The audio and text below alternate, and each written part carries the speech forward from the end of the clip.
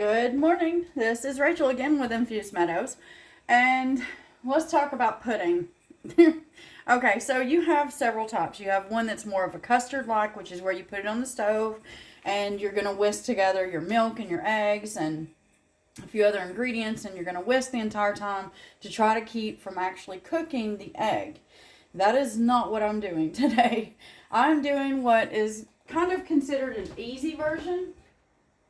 It is not instant, okay? So this is not one of those where you put it together and then you just add your boiling water. This is one that you still have to cook. It's just less work and no eggs, okay?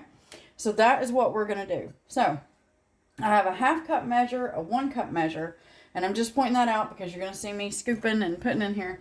I'm going to start with 2 cups of milk powder. So I've got my 1/2 cup, so I'm going to do 4 of these to get to my 2 cups. All right. So there's 1, 2, 3, 4. And when you see me do that, it's because I see that there's an air pocket, and that's me trying to get that down into that air pocket to avoid a false reading, so to speak. Okay, so that's our milk powder. Let's go in with our sugar. This is just white granulated. I need 1 cup of sugar. 1 cup.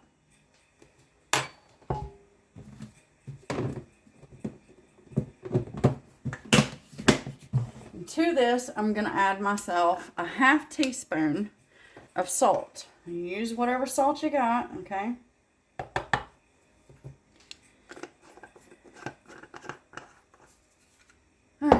As always, forgot my whisk. 1 second.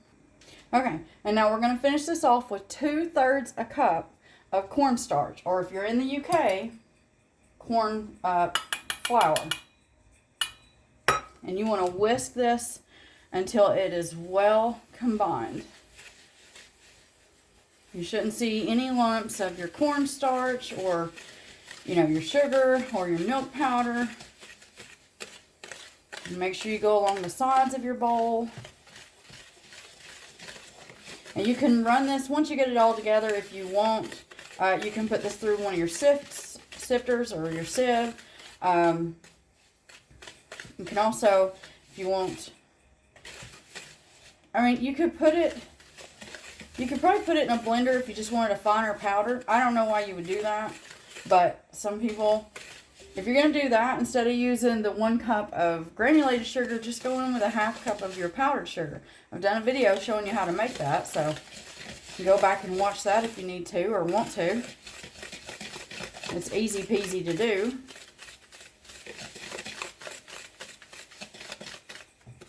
Alright, I'm making sure that I have no lumps, no anything. So this is the base for vanilla pudding. Alright, and by base, if you have vanilla, that vanilla powder you can buy, some stores carry it, Amazon has it. If you have that, go ahead and add yourself anywhere between 1/2 to 1 teaspoon of your vanilla powder. It's really going to depend on how much of a vanilla flavor you want.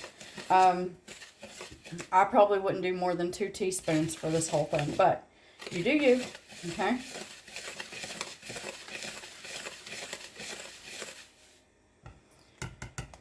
Okay, so I think that that's us good. Now, what I need to do is I need to make myself some vanilla pudding. So I'm going to get my pot ready and then my measuring spoons, and we will be right back. Okay, so to make this for a single batch you'll want 1 tablespoon of your, sorry, that was stupid. A 1/2 cup, a 1/2 cup of your mix to 1 cup of either water or milk. And it needs to be, warm to hot. And you're going to go into a pan. So I've already actually heated this water up. Okay. It just mixes just a little bit easier, but at the same time you have cornstarch in here. So just make sure you measure out your liquid. You're going to put this on the stove. You're good to go. Okay. So I've got my 1 cup here. And I'll be filling this up. I am going to be doing 4 cups total of my liquid, so I need 2 cups of my powder. I've also got a tablespoon of butter ready for at the end. And then if you're only doing a single batch, then for your half cup, once you get that done on your stovetop to the thickness that you want, you'll add in a half teaspoon of liquid vanilla for every single batch that you do, if that makes, I hope that makes sense. Now, if you're using the vanilla powder, you do not have to add the extra vanilla unless you've tasted it and decided that you just really want extra vanilla. It's yours, so do with it as you will, okay? All right. So I need 2 cups of this mix. I've got an air pocket. So there's 1.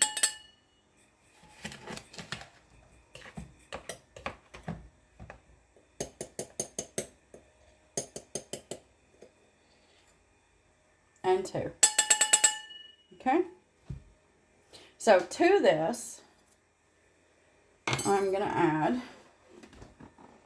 4 cups of water. Actually, let me slide that right there.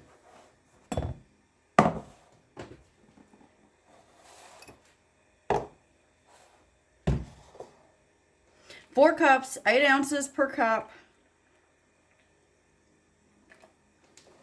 So there's 1.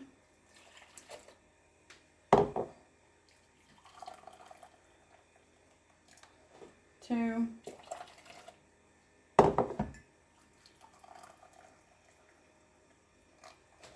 3.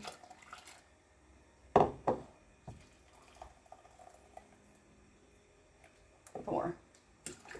All right. Very quickly, I want to whisk this using that same whisk, because there's no sense in dirtying up another that we whisked all that with. I'm going to whisk this really, really well. And I'm going to pause you just while I get this over to the stovetop, and I'll move you over. Okay. Go ahead and make sure that you have yourself a bowl ready to put this in. We're going to whisk the entire time until it reaches the thickness that we want. All right? This is just what you call an easy pudding. That's all it is. And you know exactly what's into it. So for those of you in the U.S. that, you go to the store, you buy yourself the box of pudding mix. All right. This is not the instant stuff, where you grab the box and you just add your cold milk to it. That's not this. Obviously, I'm on the stovetop. So, you see what I'm doing? I will switch here in a minute to a spoon, because what I'm looking for is for it to actually stick to the back of a spoon, and if I take my finger down the middle of it, it doesn't just very quickly run back together. I'm on a medium heat if need be. I will drop it down a little, but medium should be good to go for those of you wanting to do this. Medium heat. You will feel this thicken. You're going to whisk the entire time. You don't want lumps or anything else to form or for it to start scorching at the bottom, okay? So, not going to do the whole time because that would make it quite a long video. But this should start coming together within 4 to 5 minutes. So, we'll be back. Okay, so I've switched to a spoon. I can feel how thick it is. All I want to do is you're going to lift this up. It's not going back together. We're good. So, what I want to do at this point is I have 1 tablespoon of butter that I'm going to mix in, and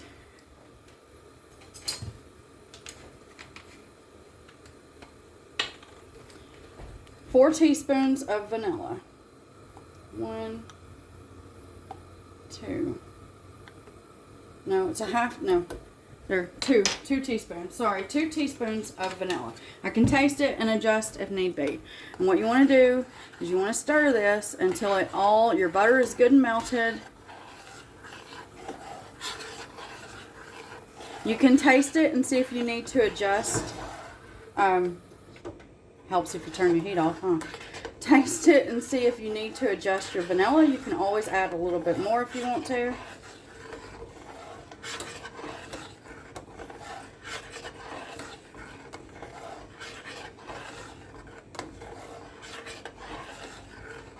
And just like regular pudding, just like any pudding you've ever bought at the store, or, you know, if you were to make the custard top, this will still form a skin. So what we're going to do is I'm going to pour this into that bowl.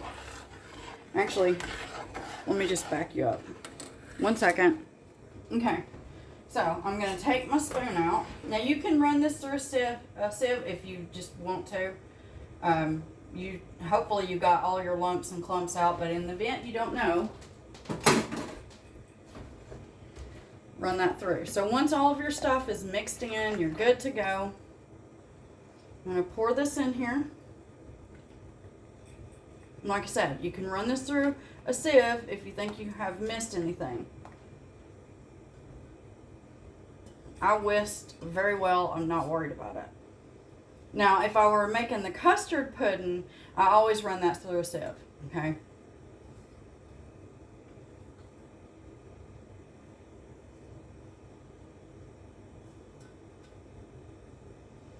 All right, so briefly, I'm going to set this right here. So all you want to do is you're going to put this in your bowl, and then about every minute, come over here and give it a stir.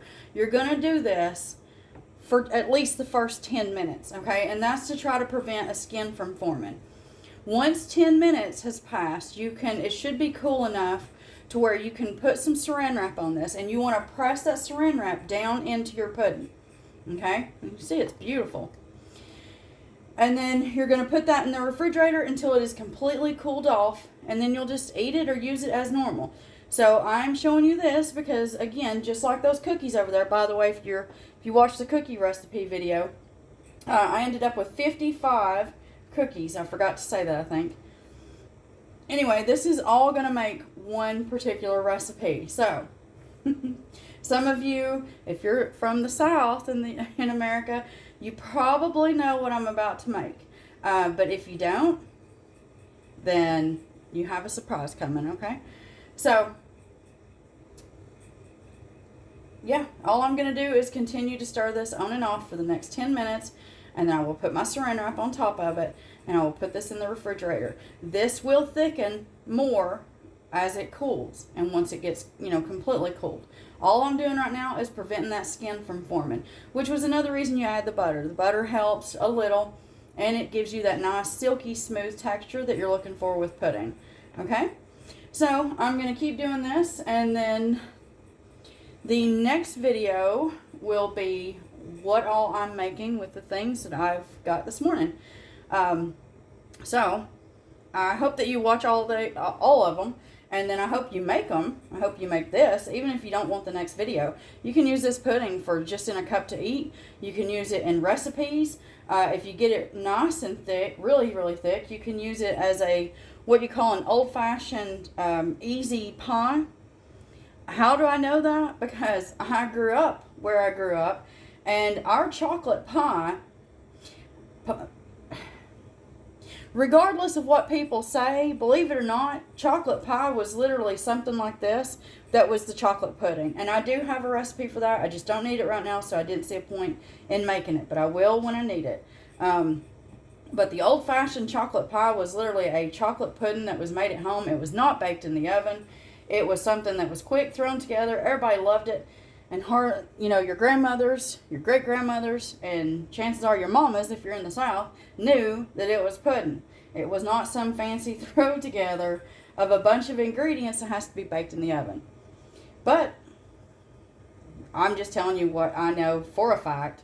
So, anywho, enough of that little rant. It just drives me insane when I see these videos saying that it's Southern, and then you listen to the person that's giving you the recipe, and they don't sound anything like me, or those that are deeper in the South.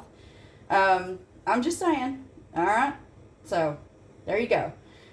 Anyway, I'm going to let this cool, and like I said, I'm going to stir this. I'm just stirring it right now because it's something I can do while I'm talking. Keeps my hand busy. But anyway, I'm going to walk away from this and get everything cleaned up. I'm going to put this into an airtight jar.